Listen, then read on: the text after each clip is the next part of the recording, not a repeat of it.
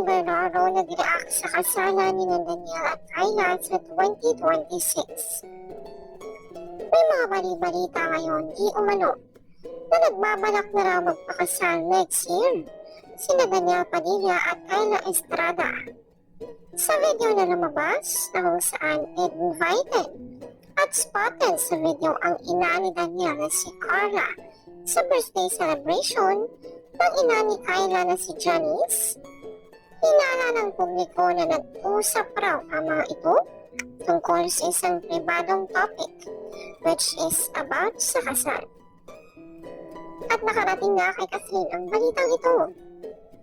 Nang usisain ngayon ng publiko kung ano nga kaya ang naging reaksyon ni Catherine tungkol dito, para sa inyong kaalaman, ay dead malamang si Catherine sa usaping ito tungkol sa di umano'y pagpaplano na kasal ni Daniel at Kyla. Hindi natin tukoy kung kailan nga ba naging sila. Pero ayon sa ating narinig, ay hindi na nga raw nila sasayangin pa ang pagkakataon. Gayong alam natin na noon pa man ay vocal na si Daniel pagdating sa usapang kasalan at pagsisettle down. Sa ngayon, kung tatanungin ninyo kung ano nga kaya ang reaksyon ni Catherine tungkol rito, walang pakialam si Catherine sa kung anumang plano at bali-balita tungkol kina Daniel at Kyla, lalo pa kung tungkol sa usaping kasalan. Basta, busy ngayon si Catherine at umaapaw sa blessings at mga project.